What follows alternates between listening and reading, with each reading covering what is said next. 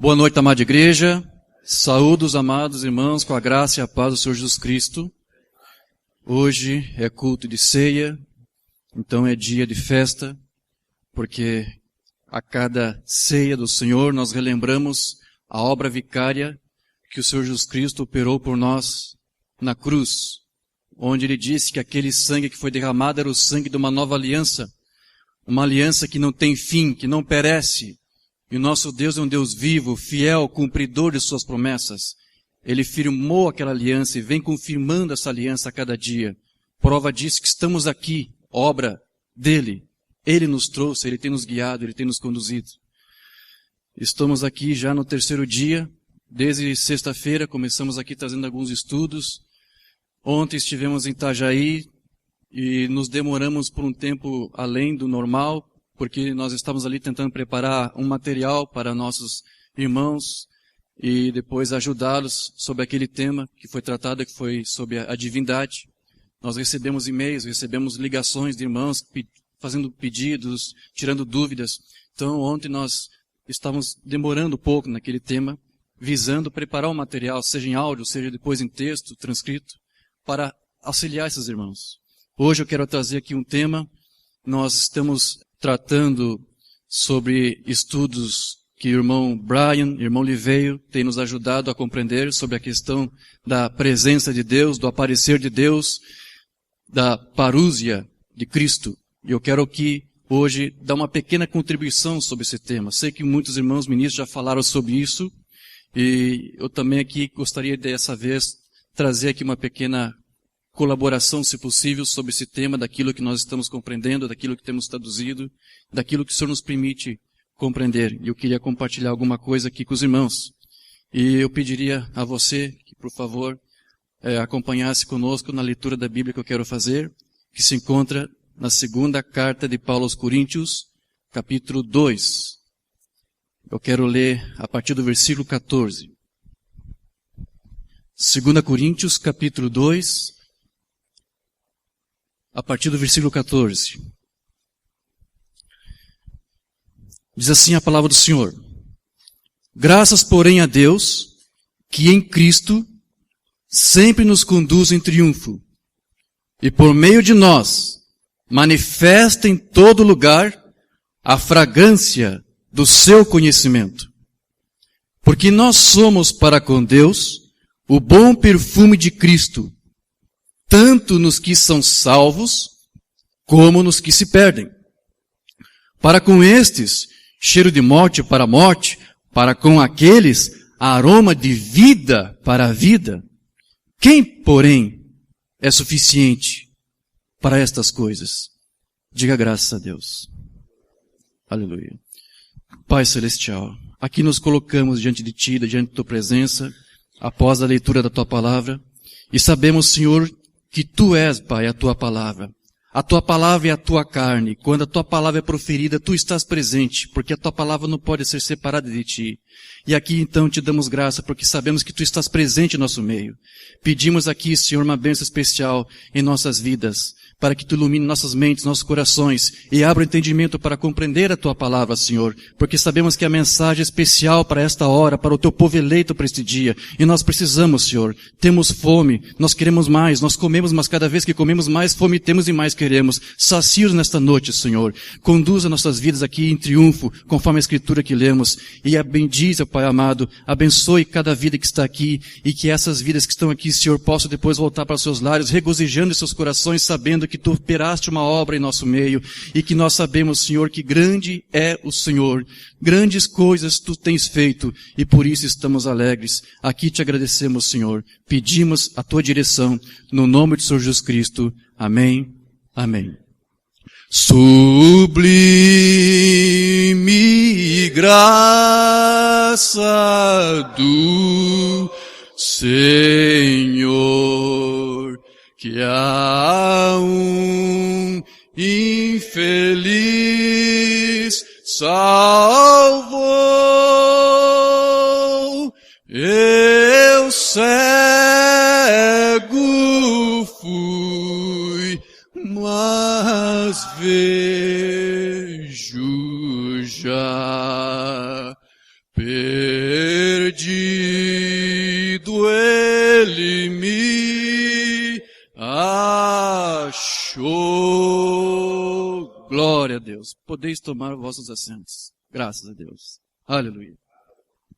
Amados, nós temos traduzido alguma coisa sobre esse tema da parúsia, a presença de Deus.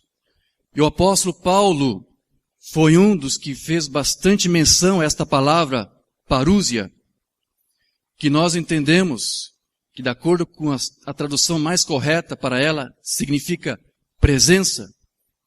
Eu digo isso porque nós temos algumas traduções da Bíblia que traduziu a palavra parúsia por vinda. E essa palavra parúsia, pelo que nós compreendemos, pelos estudos que nós adquirimos, por aquilo que nos foi orientado, nos instruído, nós entendemos que a parúsia que Paulo estava se referindo era um mover de Deus especial que Deus estava preparando para os últimos dias. Mover este que nós sabemos que já tem dado início, que já começou desde o século passado. Este mover visa preparar a igreja para a segunda e iminente vinda de Cristo. Esta parúsia representa uma série de eventos esses que transcorrem durante um lapso de tempo relativamente prolongado e termina com a vinda do Senhor Jesus. E este mover, nós temos condições de identificar através das Escrituras, porque através do mensageiro o Senhor nos concedeu luz para compreender. Esta presença, este aparecer, este mover de Deus, ele tem sido, em parte, testemunhado também pelas denominações. Porém, elas não sabem exatamente identificar o que é isto, e muito menos saber identificá-la nas Escrituras. Porém, nós somos o povo eleito de Deus, e a nós nos foi concedido o privilégio de compreender estas coisas, de compreender estas verdades. Através desse entendimento nós compreendemos que o Deus que está aqui agora é o mesmo Deus que operou lá no princípio da era da igreja. Na primeira era da igreja, Deus se moveu de uma forma especial, e Ele precisava repetir esta forma de manifestar também agora. Deus tem feito nessa última era exatamente a mesma coisa que Ele fez na primeira era. Na primeira era você vai ver lá que Deus derramou do seu Espírito sobre a igreja. Línguas repartidas de fogo caíram sobre um povo que estava reunido no cenáculo, no número de 120, e eles saltaram pelas portas, pelas janelas, falando em línguas e profetizando, interpretando. Era o mover de Deus, aquele povo estava ali cheio do mover de Deus, cheio do Espírito Santo. Era o Pentecostes, era a promessa de Deus que estava ali sendo cumprida. Porém não ficou apenas nisso. Depois de mais algum tempo, a coluna de fogo, que é Deus, é o parecer de Deus, o mover de Deus, é a parúsia. A coluna de fogo apareceu para um homem que Deus o comissionou para trazer à igreja uma mensagem, uma palavra que serviria de base para o fundamento do seu povo, que seriam os alicerces. Deus, através dessa coluna de fogo, chamou o seu servo Saulo, mudando o nome dele para Paulo, e ele foi o mensageiro de Deus, e Deus concedeu a ele um dom privilegiado, um dom que nunca mais foi repetido em toda a história da cristandade. Paulo tinha um dom da palavra que ninguém mais teve, e isso jamais foi produzido. E agora nessa última era da igreja, Deus faz a mesma coisa. 1906 é a data que eles escolhem. Houve um derramar do Espírito Santo, eles chamam também de Pentecostes. Houve novamente a restauração dos dons, as igrejas começaram a falar em línguas e profetizar, e depois logo em seguida eles tentaram organizar este movimento. 1906, dali mais algum tempo, a coluna de fogo aparece novamente. Ele entra numa pequena cabana, numa cidade próxima a Burkesville, Kentucky. Havia um menino recém-nascido lá. Aquela coluna de fogo aparece para aquele menino, mas não diz nada, ninguém entendeu aquele sinal. Porém, a mesma coluna de fogo reaparece quando aquele menino já com 24 anos de idade, fazendo o batismo no Rio Ohio. Aquela coluna de fogo aparece comissionando o servo de Deus, preparando para o ministério. Exatamente como Deus fez com Paulo na primeira era, Deus fazendo agora na última era. É um mover especial. Isto é a parúsia. Esta é a parúsia, o mover de Deus. E quando o apóstolo Paulo ministrou a palavra, a igreja levou adiante a mensagem que foi entregue para aquele povo. E da mesma forma como agora o mensageiro usado por Deus trouxe a mensagem, que não foi outra, não ser a mesma mensagem dos pais da igreja, a mensagem restaurada. Deus levou o seu profeta, mas a palavra continua, a mensagem está aqui. Há um povo seguindo, levando adiante esta mensagem. Mas você sabe, queridos, quando você estuda, por exemplo, os livros de Renan, um teólogo francês, que fez um grande compêndio de toda a história da cristandade, e eu tenho a opinião de que todo bom ministro deveria devorar, deveria ler todos esses livros. É uma série de livros que Renan escreveu, contando toda a história, todo o processo, o que cada apóstolo fez, para onde eles foram. Era muito interessante o ministro, o pregador, ter esse conhecimento. Ajuda, solidifica. Este Renan, nas suas pesquisas, ele fala que Paulo, logo que ele partiu, logo que ele faleceu, houve um pequeno mover entre as igrejas para tentar desmerecer a sua palavra, a sua mensagem, o seu ministério. É aqueles mesmos que Paulo já identificava e os chamava de falsos irmãos. Esses homens começaram a se levantar e dizer, vamos esquecer o que Paulo pregou, esqueça a mensagem deste homem. Ele era um falso profeta, ele era um herege.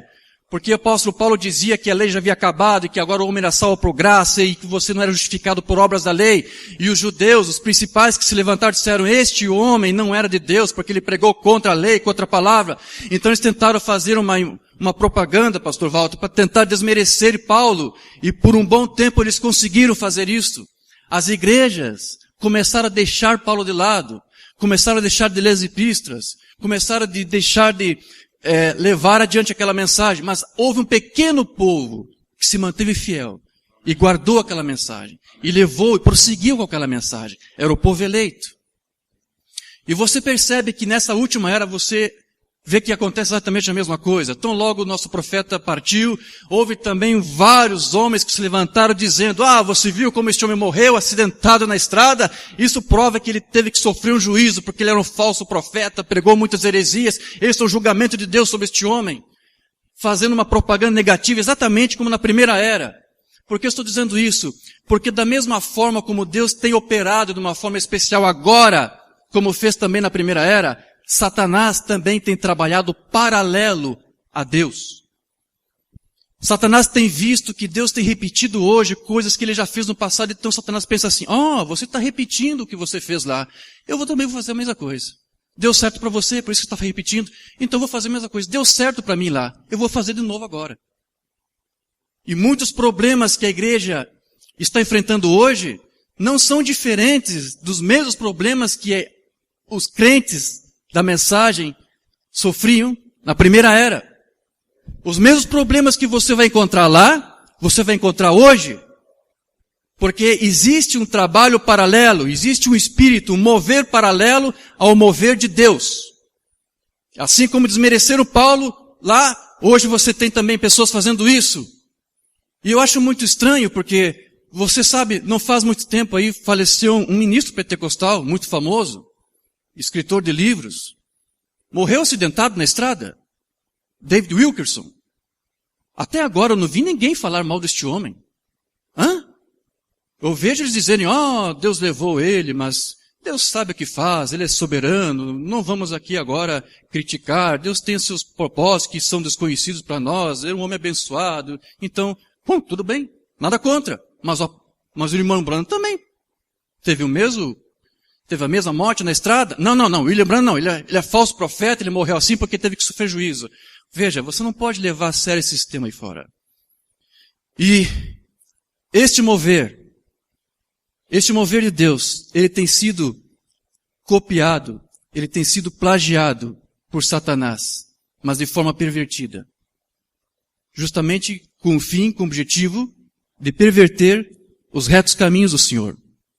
Agora, mesmo com esse mover contrário de Satanás, Deus continua fiel à sua palavra e Deus continua aguardando o seu povo. Ele está aqui preparando um povo, preparando uma noiva para o arrebatamento. Ele está aqui através da sua palavra santificando um povo, lavando o seu povo com a água da palavra para se preparar, para se aprontar para a iminente vinda de Jesus. A mensagem da parúzia é esta, ela diz, está para você aqui, prepare-se, o Filho está vindo. Esta é a mensagem. Porque este mover de Deus, essa operação de Deus está aqui para este fim, preparar você para esta vinda. Prepare-se, o Filho está chegando, o Filho está próximo. E meu objetivo aqui esta noite é tentar responder algumas perguntas sobre de que forma que esta parousia está se manifestando hoje. Como que podemos identificar esse mover? O que ela está fazendo? O que esta presença de Deus está fazendo em nosso meio agora? De que maneira podemos identificar isso? Eu tentarei responder em parte, pelo menos, essa pergunta hoje, com base naquilo que nós temos estudado, conforme aquilo que temos visto, tanto nas mensagens do irmão Branham, tanto como nas Escrituras. Roterdã, ele foi um tradutor que, ao fazer traduções da Bíblia, ao se deparar com a palavra parousia, na sua primeira tradução, ele conservou a tradução de parousia como vinda. Porém, numa segunda edição, ele teve que corrigir essa tradução, porque ele viu que a palavra parousia não poderia ser vinda, como tem sido traduzido. Este homem, Roterdã, junto com outros, como Vine e outros tradutores também, se convenceram que você não poderia traduzir a palavra parousia por vinda, porque a parousia não tem esse sentido. Ela tem um significado mais lato, mais extenso. E Roterdã, ele foi um homem que ele entendeu que essa palavra, de acordo com o grego, sugeria que ela se referia a uma série de eventos, uma concatenação de eventos, que culminariam com a vinda de Jesus. Porém, este Roterdã, ele disse que esses eventos, ele não sabia exatamente o que poderiam ser, a menos que quando eles fossem efetivados, quando estivessem acontecendo. Por isso eu tenho uma opinião de que se esse homem, Roterdã, estivesse vivo ainda nos dias de William Branham, e tivesse visto os sinais que Deus operou através do seu ministério, eu creio que esse homem poderia ter dito, esses sinais que eu estou vendo, isso faz parte dessa parousia que eu disse. Os eventos das quais ela compõe. Isso faz parte. Isso é a parousia. Agora, ele disse, são uma série de eventos, mas ele mesmo não soube dizer o que é. Isso foi a sua compreensão, mas ele só pôde ir até aí. O irmão Oliveira nos disse nos seus estudos que ele entendeu exatamente quais seriam esses eventos com base naquilo que o profeta nos instruiu em suas mensagens. Principalmente na sua última mensagem doutrinal chamada O Arrebatamento. Onde o profeta fala que quando o Senhor descesse, ele desceria com alarido, com voz de arcanjo, o soar da trombeta de Deus. Esses são os eventos das quais a parousia faz parte e ela pertence. O irmão Oliveira disse, esses são os eventos. E o profeta disse que o alarido era a mensagem estava sendo pregada, então a parousia está acontecendo. O mover de Deus já está aqui. Já está começando a pleno vapor este mover de Deus, que vai culminar com a vinda de Jesus. O irmão Oliveira, através de alguns estudos que temos traduzido, nos trouxe muita luz sobre essa questão e também nos mostra que a tradução de parousia para a vinda realmente não faz sentido, principalmente quando você se depara com essa palavra lá em Mateus 24, onde os discípulos perguntam para Jesus quais serão o sinal da sua vinda. E essa tradução de vinda lá é do grego parousia. Mas isso dá a entender que os discípulos estivessem perguntando a Jesus quais seriam os sinais da sua segunda vinda. E isso é algo que extrapola, na verdade, o que a Escritura está dizendo. Porque os discípulos não tinham revelação de que Jesus teria que vir uma segunda vez. Eles sequer tinham noção de que Jesus deveria morrer, padecer sobre os homens, ser supliciado na cruz, ser sepultado, depois ressuscitar, ascender os céus e passar um tempo até que ele retorne. Eles não tinham essa visão, eles não tinham esse entendimento. Então veja que esta palavra parousia por vinda era algo que fazia até os apóstolos de Jesus ter uma espécie de revelação além da que eles tinham. Eles não tinham esse entendimento. Eles não tinham essa revelação. Tanto que alguns tradutores já haviam traduzido essa palavra parousia por presença. Eles conservaram o parousia por vinda em outras passagens, mas em Mateus 24 tiveram que traduzir por presença, porque não poderia ser vinda. Ok? Esse é o entendimento que nós temos adquirido. Agora, o irmão Branham, ele procurou dar ao povo de Deus uma distinção do que é este aparecer, do que é este mover, do que é esta presença de Deus, desta vinda, da vinda do Senhor Jesus. Em vários sermões ele faz uma distinção. Eu só vou ler a cota de um, que é a mensagem, o evangelismo do tempo do fim. No parágrafo 45. O irmão Branham diz assim, veja, a mesma coisa hoje, quando você vê a sua obra. Agora, nós já temos visto e estamos testemunhando a aparição do Senhor. Nós estamos vendo Deus aparecendo. De que forma? De que forma que Deus estava aparecendo? Lembre-se, aparição e vinda são duas palavras diferentes. Aparecer e então vir. Agora é a aparição. O profeta diz, Deus está aparecendo. Deus está se movendo. Ele já tem aparecido nesses últimos dias, bem aqui conosco, nesses últimos poucos anos. Agora, isto é o sinal da sua vinda. A aparição não é a vinda, é um sinal. Irmão Diógenes, a coluna de fogo é a vinda? Não. O profeta diz, é um sinal da vinda. Ok. Mas a nuvem sim, a nuvem é a vinda. Jesus desceu 63, Jesus está no meio, caminhando na igreja. Não. O profeta diz, é um sinal da vinda. Nossos amados irmãos, muitos irmãos aí fora estão confundindo sinal com vinda. Estão vendo o sinal, estão dizendo, é a vinda. O profeta diz, é um sinal da vinda, não a vinda. Agora está aparecendo nesses últimos dias, nesses últimos anos. Ele está aparecendo em sua igreja, na forma do Espírito Santo. Mostrando que é Ele. Porque as pessoas não podem fazer essas coisas que você vê o Espírito Santo fazendo. Então essa é a aparição do Senhor. Agora lembre-se que é falado ambas situações. Aparição e vinda. Mas veja, o povo tem confundido isso. Eles têm visto os sinais, têm dito, é a vinda. Jesus já está aqui. Nós temos aí muitos ministros, Jack Parnell e tantos outros dizendo, estamos agora aguardando a terceira vinda. Porque para eles a segunda já veio. E, pastor Walter, me ajuda. Eu entendo que o irmão Branham dizia que ele acreditava em 3 vindas. Na primeira vinda, Jesus vem em carne.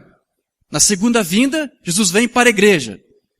E depois ele falou que na terceira vinda ele vinha com a igreja, não era isso? Ora, mas então se na terceira vinda Cristo vem com a igreja e estamos agora aguardando a terceira vinda, então nós nem éramos mais para estar aqui se a segunda já aconteceu. Mas eu quero dizer para você que esse entendimento paralelo ao ensino do profeta é a mesma estratégia do inimigo que você vai encontrar lá na primeira igreja, lá na primeira era. Este problema que você tem aqui hoje, onde o povo pega os sinais e diz é a vinda, é o mesmo problema que os crentes da primeira era da igreja teve. Eles viram sinais lá e alguns estavam dizendo, é a vinda, Jesus já veio. Isso aqui é um exemplo disso. Veja o que Paulo falou sobre esse problema. 2 Tessalonicenses 2, 1-2. Paulo diz assim, irmãos, no que diz respeito à vinda, e essa palavra vinda aqui no grego é parúsia. Paulo diz, no que tange ao manifestar, ao aparecer do Senhor, a vida do nosso Senhor Jesus Cristo, e a nossa reunião com Ele, aqui se refere agora à vinda, ao arrebatamento, ao ajuntamento com o Senhor. No que tange essas coisas, nós vos exortamos a que não vos demovais da vossa mente com facilidade. Nem vos perturbeis, quer por espírito, quer por palavra, quer por epístola, como se procedesse de nós, supondo tenha chegado o dia do Senhor. Paulo aqui está dizendo, isso não aconteceu ainda. Essa palavra que Paulo quis usar para dia do Senhor quer dizer a vinda, como se Jesus já estivesse ali. Estavam dizendo isso. E Paulo aqui está dizendo que alguns estavam usando epístolas dele. Estavam pegando lá parágrafos de Paulo, dizendo, olha aqui, está vendo o que Paulo está dizendo? Jesus já veio, interpretava errado, dava outro sentido para as palavras de Paulo. Havia um espírito lá fazendo se mover. E o povo começava a crer, então Jesus já veio, o dia do Senhor já chegou. Eles começaram, eles vinham a coluna de fogo, andavam no meio da igreja. Eles tinham um mensageiro, a palavra ali manifestada em carne. E não apenas isso, como aquele povo cria na mensagem da hora, a palavra, a carne também naquele povo. E isso fez o povo pensar, nós somos a palavra de Deus encarnada, nós temos um mensageiro, nós temos coluna de fogo, então Jesus está aqui. Jesus já veio, ele disse, não demovais disso. A vinda do Senhor, o dia do Senhor não aconteceu. Mas havia um espírito paralelo trabalhando, fazendo o povo crer nisso. Você tem a mesma coisa hoje. Você está entendendo isso? Amém? A parúsia do Senhor Jesus Cristo, ela tem sido confundida por vinda.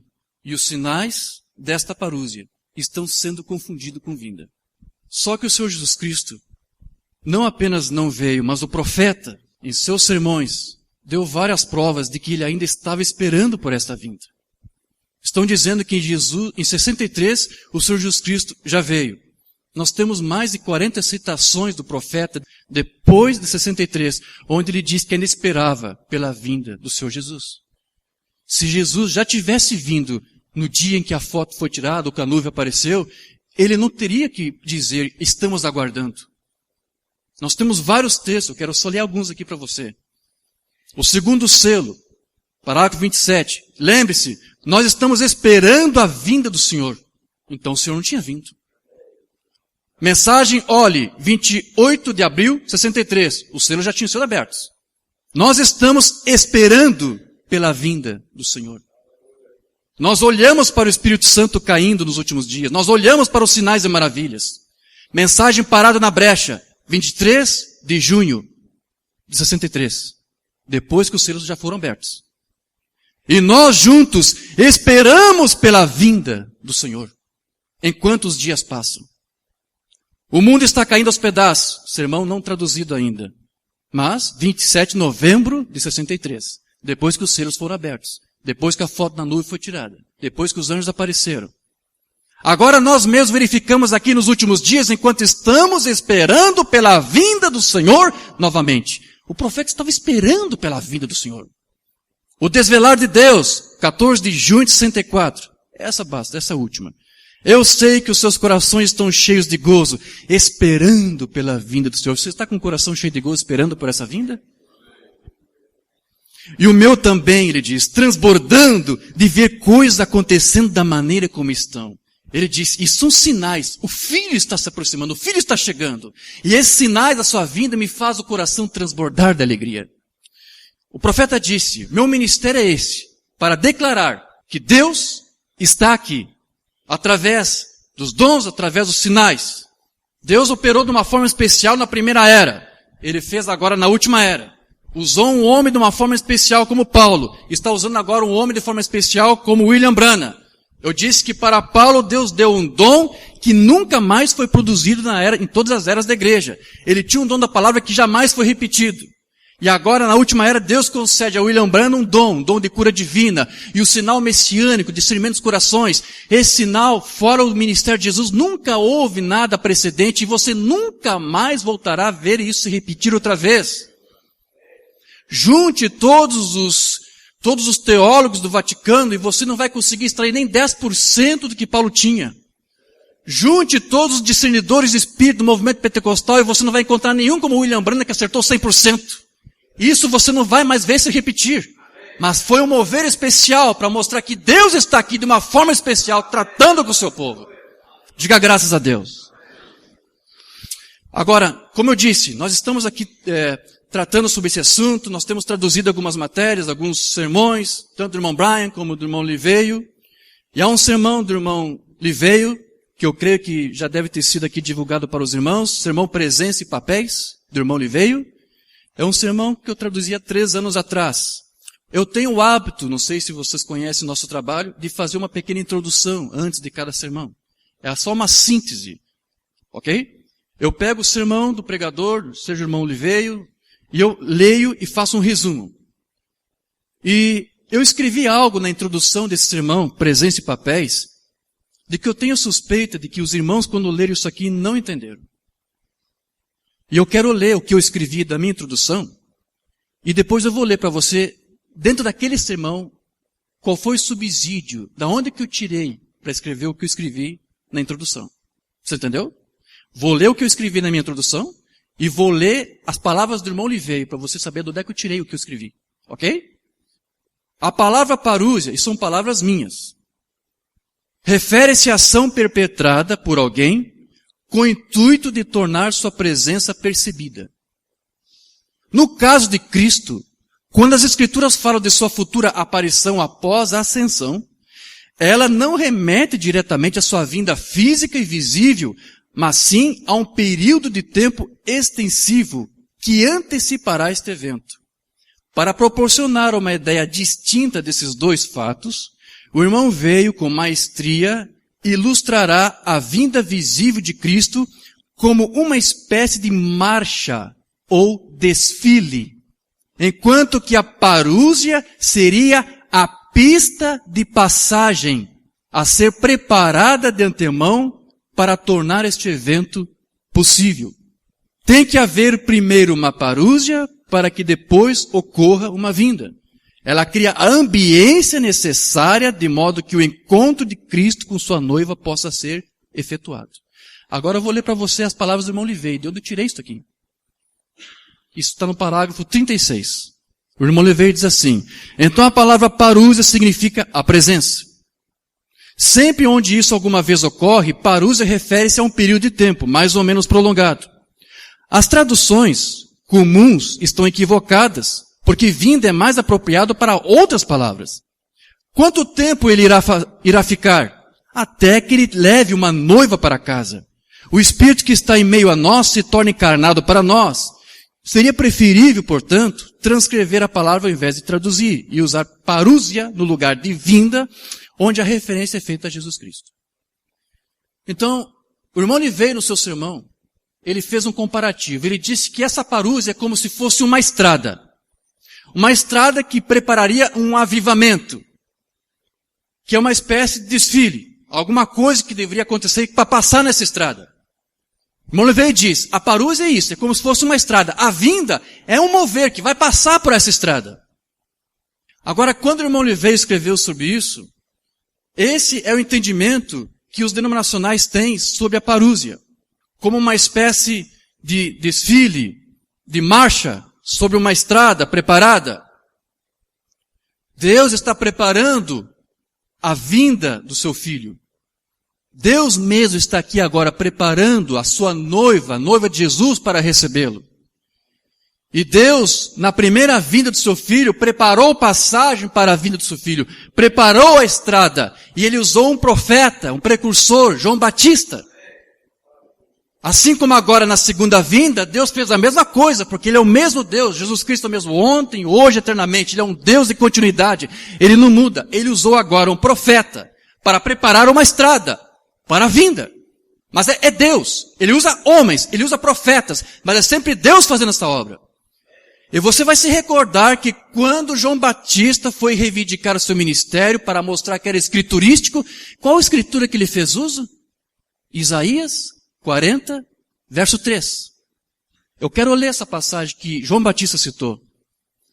Isaías 43, até o 5 diz assim: vós do que clama no deserto, preparai o caminho do Senhor.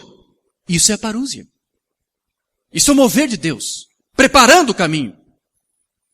Endireitai no ermo vereda do nosso Deus. Todo vale será aterrado e nivelado, todos os montes e outeiros. O que é tortuoso será retificado, os lugares escabrosos aplainados. A glória do Senhor se manifestará e toda a carne a verá, pois a boca do Senhor o disse. Agora você sabe ao que Isaías estava se referindo quando escreveu isso tudo? Os caminhos serão aplanados, os outeiros, os lugares escabrosos, o que é tortuoso será retificado, os montes, os outeiros serão tudo aplanados, os buracos serão tapados, usando uma linguagem mais comum para você entender. Você sabe do que Isaías está aqui se referindo quando ele fala essas coisas? Está se referindo a uma certa prática daqueles dias. Quando um general conquistava um reino, se apossava de uma cidade, o rei, ao qual aquele general representava, depois de um tempo, ele visitava aquelas terras conquistadas. Porém, antes do rei vir, era preparada estrada para ele. Então, o general chamava seu exército, seus soldados, e dizia, vamos preparar o caminho, porque o rei está chegando. Vamos tirar esses corpos aqui, tire esses entulhos, vamos tapar os buracos para o nosso rei passar aqui em segurança. Revisa aqui se não tem ninguém à espreita querendo tentar matar o nosso rei. Vamos preparar o caminho para ele passar com segurança, para que ele veja o que foi conquistado. É essa prática que estava aqui se referindo. E agora João disse, eu vim para fazer isso. Agora, de que forma que João Batista fez isso? Através da mensagem que Deus lhe deu.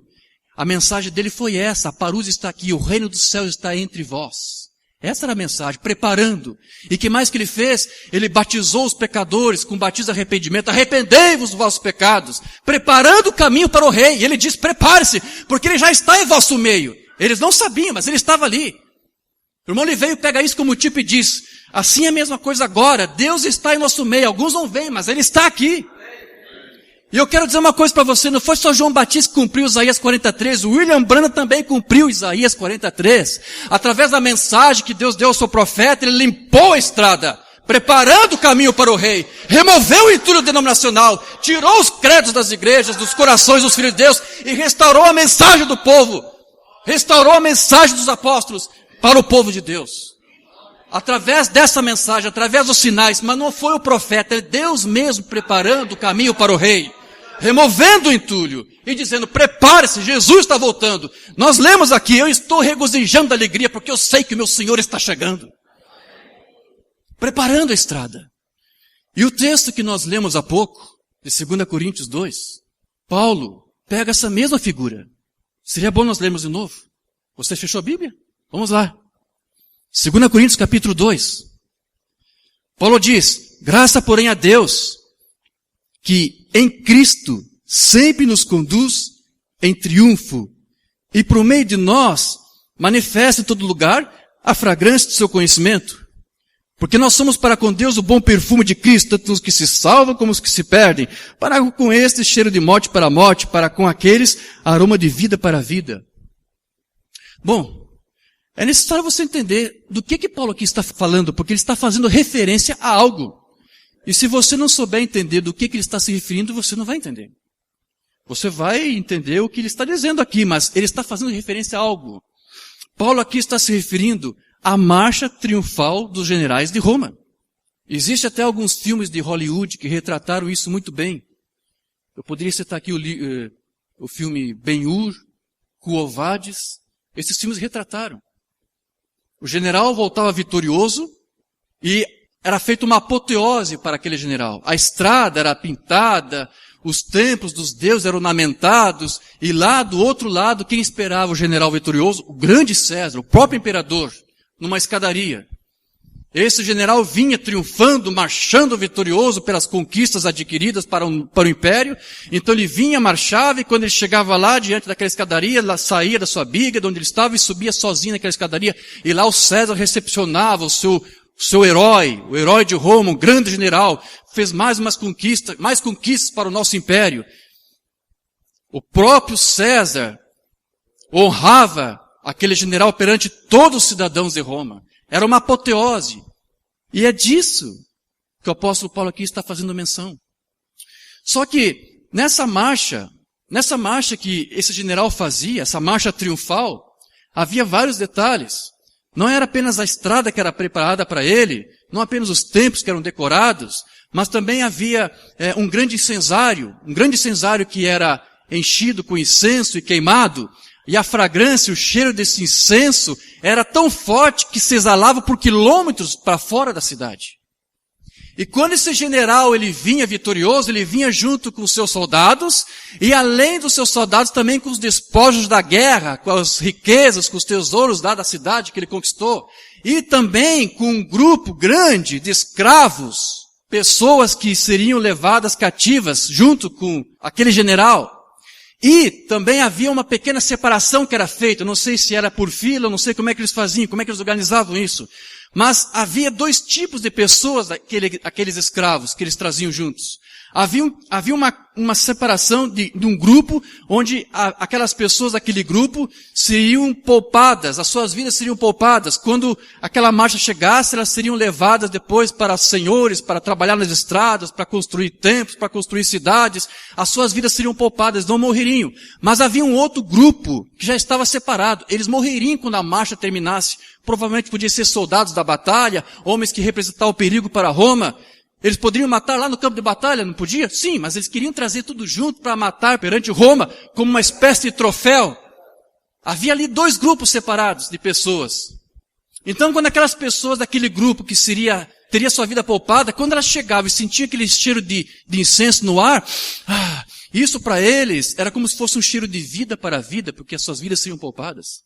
Mas havia um outro grupo que seria executado, seria crucificado. Então, quando eles chegavam e sentiam aquele cheiro de incenso, para eles é como se fosse um cheiro de morte para a morte, porque eles iriam morrer. Olha a genialidade do apóstolo Paulo. Ele pega tudo isto e traz isto e faz uma figura da parúzia, da vinda de Cristo. Ele está fazendo isso aqui. Vamos retomar mais uma vez o que Paulo está dizendo. Porque o que eu gosto de fazer aqui é demonstrar exatamente o que a Escritura diz. Meu ministério é esse. É pegar uma Escritura da palavra, ler para você e dizer, a Escritura diz isso. Não vou dizer para você que tudo que a Escritura diz eu sei. Mas o que eu sei, eu digo. A Escritura diz isso. Amém? Eu não faço adaptações. O profeta fazia, mas ele podia, ele era profeta, ele tinha orientação de Deus. Mas eu não sei fazer isso. Eu sei só pegar a Escritura e dizer, a Escritura diz isso. Então o que eu vou fazer agora é mostrar para você exatamente o que Paulo está dizendo. Eu mostrei apenas uma referência, mas agora eu quero que você entenda o que Paulo está dizendo aqui precisamente. Ele diz, graça porém a Deus que em Cristo sempre nos conduz em triunfo. E por meio de nós, manifesta em todo lugar a fragrância do seu conhecimento. Quem é esse nós aqui? A igreja, irmão Diógenes. Não. Mas como que não? Não. Ele não está falando da igreja. Vamos continuar lendo. Você tem que pegar o contexto. Por meio de nós manifesta em todo lugar a fragrância do seu conhecimento. Porque nós somos para com Deus um bom perfume, tanto nos que são salvos. Quem são salvos? Aí está a igreja. Esses salvos é a igreja. Esses salvos é a noiva. Tanto nos que são salvos como nos que se perdem. Quem são os que se perdem? É a falsa vinha. É a falsa igreja.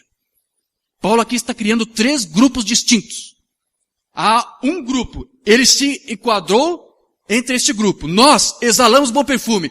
Tanto para a igreja como para aqueles que não são da igreja. Então que grupo é esse que Paulo está se referindo aqui, da qual ele faz parte? Ele vai dizer mais adiante. Porque para esse cheiro de morte para a morte, para aquele cheiro de vida para a vida. Quem, porém, é suficiente para estas coisas? Porque nós, aquele grupo lá que exala o bom perfume, nós não estamos aqui como tantos outros. Que outros aqui? O outro ministério. Você já entendeu que esse nós aqui que Paulo fala é o ministério quíntuplo. Apóstolos, profetas, evangelistas, pastores e mestres. É o ministério quíntuplo que exala o bom perfume de Cristo. A fragrância do conhecimento de Deus. Mas Paulo aqui diz, nós desse grupo, que exalamos esse conhecimento, nós não somos como outros que ficam mercadejando. Quem são esses outros? Aqueles outros que a palavra diz, que entram no caminho de Caim, que são levados pelo engano do prêmio de Balaão, que perecem no caminho, na contradição de Coré. Desse grupo que Paulo está falando, o ministério quinto paralelo. O irmão Oliveira diz, tenha muito cuidado quando alguém dizer para você que é chamado, porque o diabo também tem o seu chamado, também tem o seu ministério quinto. Tome cuidado. E Paulo diz, está falando, nós não somos como esses que ficam mercadejando a palavra. Antes, o que ele diz aqui? Em Cristo é que falamos na presença de Deus, com sinceridade e da parte do próprio Deus. Eu estou aqui tentando responder a pergunta que eu fiz, de que forma que a parousia está hoje se movendo, se manifestando. Deus usou um mensageiro. A mensagem foi entregue através dele. O mensageiro partiu. Acabou, não tem mais mensagem? Ele continua prosseguindo isso, continua levando a mensagem, continua exalando a fragrância do conhecimento de Deus, o incenso de Deus. Mas de que forma ele está fazendo isso agora? Através do seu ministério, o ministério quíntuplo. Uma mensagem do profeta, o anjo e as 3 puxadas, parágrafo 14. E Jesus foi um porta-voz para Deus. Veja, Jesus não foi Deus, mas ele foi seu porta-voz. E ele morreu para redimir a nós pecadores. Não foi Deus que morreu, foi o seu porta-voz. Para que o programa de Deus pudesse ser levado adiante no decorrer das eras da igreja. E os ministros que são consagrados a Deus se tornam canais onde Deus pode falar por meio deles. Pregar o evangelho, curar o enfermo, mostrar sinais e maravilhas. Mas veja, este ministério quíntuplo, o apóstolo Paulo ele disse, no capítulo seguinte, capítulo 3, verso 5, Paulo diz assim, não que nós por nós mesmos sejamos capazes de pensar alguma coisa, como se partisse de nós. Pelo contrário, a nossa suficiência vem de Deus. Nós não temos perfume bom para exalar. O perfume, a fragrância é de Deus, não é nossa. A palavra não é do homem, a carne, o ministro. É de Deus, a palavra é de Deus. Então o ministério quíntuplo, ele não está aqui para fazer uma obra diferente daquela que o mensageiro fez. Ele não está aqui para pregar uma mensagem paralela ao que o profeta pregou. O ministério quíntuplo está aqui para quê? Para conservar a obra que esse mensageiro fez. O que o mensageiro fez? Ele veio para unir os cabos soltos, não é isso? Não tem mais cabos soltos para unir, ele já uniu todos. O que o ministério quíntuplo faz agora é um trabalho de manutenção, para conservar esses cabos juntos, ligados. Porque enquanto há um ministério paralelo aí, o que ele tenta fazer? Ele tenta soltar esses cabos. Mas aí entra o ministério químico e diz, não, vamos consertar esse negócio. Vamos fazer, vamos soldar isso aqui, vamos matar, vamos passar uma fita, vamos... É isso que o ministério químico está fazendo. Mas é Deus mesmo. A presença de Deus aqui, o mover de Deus, exalando ao seu povo a fragrância do seu conhecimento. Diga graças a Deus. E esse ministério não pode falar outra coisa, não ser a mensagem do profeta. O profeta disse, eu estou aguardando ansiosamente a vinda de Jesus. Nós estamos aqui dizendo a mesma coisa. Senhor Jesus Cristo, nós estamos aqui ansiosamente aguardando pela sua vinda. Não vamos dizer outra coisa diferente do que o profeta disse. Então, o profeta esteve aqui, removendo os entulhos, removendo a sujeira, removendo a escória. Como que ele fez isso? Através da mensagem, através da palavra. Lavou a estrada, lavando com a água da palavra. Preparando a estrada para o rei. Agora veja, Paulo disse, nós estamos marchando triunfantemente em Cristo. Aí Paulo teve que se incluir, porque o ministério quinto também faz parte da noiva, faz parte da igreja. Por isso que disse, eu também estou marchando triunfantemente em Cristo. Mas veja, essa marcha que ele estava falando não é uma marcha literal. A igreja não estava lá marchando nas ruas de Tessalônica, de Éfeso, não. É uma marcha espiritual. É uma marcha que nós estamos aqui operando, mas que o mundo não consegue ver. É uma marcha que Deus mesmo está operando no seu meio, no meio do seu povo, mas que o mundo não consegue ver. O mundo pode ver você atribulado, com lutas na sua casa, no seu trabalho, 1000 caindo de um lado, 10.000 do direito, mas mesmo com todos os problemas, mesmo com todas essas lutas, você está aqui marchando triunfantemente em Cristo. Porque Jesus está aqui, através da sua palavra, conduzindo, guiando a sua noiva. Uma outra figura para ilustrar essa preparação, essa estrada para o rei, é aquela figura simples do casamento. De um lado você tem o noivo esperando, não é isso? E lá vem a noiva. Mas a noiva vem sozinha? Quem é que traz a noiva junto? Não é o pai dela? O pai conduz a noiva, pela mão. O corredor é enfeitado, tudo é muito bonitinho para que a noiva passe e o povo se alegre, mas o pai traz a noiva. É isso que Deus está fazendo agora com você através dessa mensagem. Deus está aqui pessoalmente em presença, a sua aparição está aqui guiando você pela sua mão, meu irmão e minha irmã. Guiando você para o noivo e dizendo, prepare-se, o noivo está ali, está chegando, está ali perto, prepare-se. A parousia está aqui, este mover está aqui para fazer esta obra. Agora veja, é uma obra oculta. O mundo não está vendo isso aqui. A terceira etapa está a pleno vapor, mas não é uma obra observável. Eles não conseguem ver isto. Mas aqueles que são da eleição, aqueles que pertencem a este reino, ao reino de Deus, que é o reino, que é a parousia. A parousia é o reino dos céus. A parousia é o reino de Deus. Quem faz parte disso está enxergando, está vendo isso, porque você é parte disso. O irmão Liveio, no seu sermão Perguntas e Respostas número 3, parágrafo 48, ele cita aqui a inscrição de Lucas 17:20. Eu quero fazer essa leitura. O irmão Liveio fala assim, e interrogado pelos fariseus sobre quando havia de vir o reino de Deus, respondeu-lhe e disse, o reino de Deus não vem por observação. Essa aqui foi minha tradução literal do Rei Tiago em inglês, porque lá está observation. Alguém me escreveu e perguntou, por que às vezes você faz uma tradução literal do Rei Tiago em inglês? Porque às vezes eu vejo Liveio, irmão Brian, fazendo uso daquela palavra que na nossa língua traduzida foi diferente a tradução. E ele conservou aquela palavra do inglês, então eu tive que conservar. Então a palavra que está lá é observation, eu traduzi literalmente observação. E essa palavra observação, em outras traduções está aparência exterior, e isso é do grego paratéresis, que quer dizer evidência ocular, quer dizer observação. Quer dizer que não envolve empirismo, órgão sensorial. Não é uma coisa que você vê. Então, refazendo a leitura, ele disse, o reino de Deus não vem por observação. Aí o irmão Liveio disse, ele não disse não veio. Aqui diz que ele veio, mas ninguém poderia vê-lo. Nem dirão, ei-lo aqui ou ei-lo ali, porque eis que o reino de Deus está entre vós. Agora o irmão Liveio fala assim, a palavra dentro teria um sentido duplo aí. O irmão Branham nos contou que toda a escritura é composta de um duplo sentido. E um dos sentidos definitivamente é entre vós, e um é dentro de vós. Assim, portanto, o reconhecimento seria o reino de Deus em você, que está respondendo ao reino de Deus em meio a você. E você seria o único que poderia vê-lo. Porque você já é uma parte desse reino. O irmão Levey diz, essa é a verdade. Veja o significado composto. Somente o eleito pode ver isto. Se você veio de Deus e você é uma parte de Deus, você verá isto. Se você não é, você não verá. Então, com esses poucos dados aqui, nós estamos tentando responder aquelas perguntas. De que forma a parousia está aqui? De que forma que este mover está acontecendo? Só com essas leituras nós já conseguimos captar alguma coisa. Deus está aqui, fazendo o seu povo marchar. Nós estamos marchando triunfantemente em Cristo. Uma outra obra que a parousia está vendo aqui, que talvez você não perceba, mas ela está fazendo. A parousia está aqui separando dois grupos. Há aquele grupo que crê e há aquele grupo que não crê. Porque aquele grupo que crê, ele ouve essa palavra que o Ministério Quinto promove, prega, e ele se regozija, se alegra. Mas há um povo que não crê, que não se alegra. Eles ficam ouvindo essa palavra e dizem, mas como é que negócio é esse de parousia, que Deus está aqui preparando a futura vida do Senhor Jesus Cristo? Isso não está me cheirando muito bem, irmão Diógenes. Cheiro de morte para a morte. Mas para aqueles que nasceram desse reino e recebem essa palavra, isso é aroma suave, agradável, é cheiro de vida para a vida. Então essa mensagem já está fazendo uma separação. Esse incenso está sendo queimado, mas está sendo queimado com o fogo de Deus. A coluna de fogo, Deus mesmo está aqui.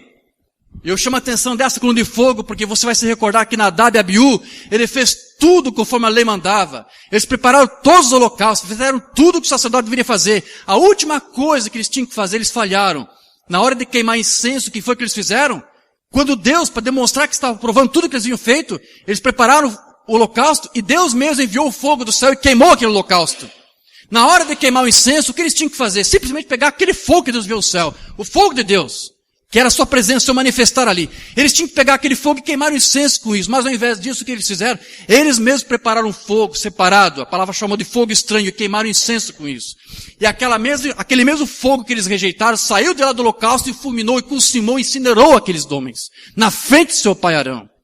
E essa é uma obra que a parousia está fazendo aqui. Não física, mas espiritual. Se você está promovendo uma outra mensagem, se você está queimando incenso com fogo estranho, você está rejeitando a mensagem, você está rejeitando o Deus dessa mensagem, você está rejeitando Deus, a parousia. Esta mesma parousia já está te julgando. O irmão Oliveira pregou um sermão intitulado Descanse, o juízo já acabou. O juízo já está terminado. Você crê nessa mensagem? Você crê que Deus enviou o seu profeta para pregar essa mensagem restaurada? Você crê, você vive nela? A palavra diz, o irmão Oliveira diz, você já está selado para a redenção. Você tem rejeitado essa mensagem, você não crê nessa palavra, você já está julgado. No trono branco que você vai ter lá só a sanção do juízo, mas ela já está sendo feita agora aqui. Então a parousia está aqui, esta mensagem está sendo proferida para separar dois grupos. Há aquele grupo que se regozija, porque é cheiro de vida para a vida. Mas alguns que vão ouvir essa mensagem vão dizer, eu não estou gostando, não me está me cheirando bem, é cheiro de morte para a morte. A parousia está separando dois grupos. Saiba você disso ou não? Ah, mas eu creio na mensagem, eu creio no profeta, eu cito a palavra, eu leio parágrafos. O importante, o problema aqui, meu querido, não é você ler parágrafos, o problema é com que espírito você está fazendo isso. Com que fogo você está lendo isso e você está falando disso? Com que fogo você está queimando incenso no altar, no tabernáculo? O que mais que ele está fazendo? Deus está removendo a escória. O profeta fez isso, ele continua fazendo. Ainda há muito que ser feito. Há uma limpeza que tem que continuar. E a palavra está aqui, a mensagem está aqui. Dia após dia nós temos que nos purificar. Nós temos que nos santificar. Nós temos que manter nossa vida pautada conforme essa mensagem, conforme essa palavra. Mas é esta própria palavra que está fazendo essa obra em mim e você. Você nunca está satisfeito consigo mesmo. Você sempre quer ser melhor. Você sempre quer servir mais. Você sempre quer dar mais para Deus. Essa é a própria vontade que Deus coloca em você. Esse é o mover de Deus. E é uma obra oculta. E Deus está fazendo isso, através da sua mensagem, através do seu ministério.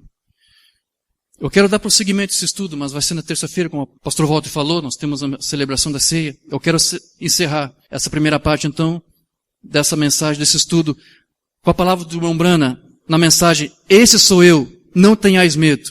Eu não sei se foi traduzido. Eu acho que não. 11 de agosto de 59. Parágrafo 36. O profeta diz assim, Jesus disse, não tenhais medo, sou eu. E esta noite, o eu é o Espírito Santo. E este é o Espírito Santo de Deus que desceu para morar na igreja. Deus primeiro viveu em uma coluna de fogo.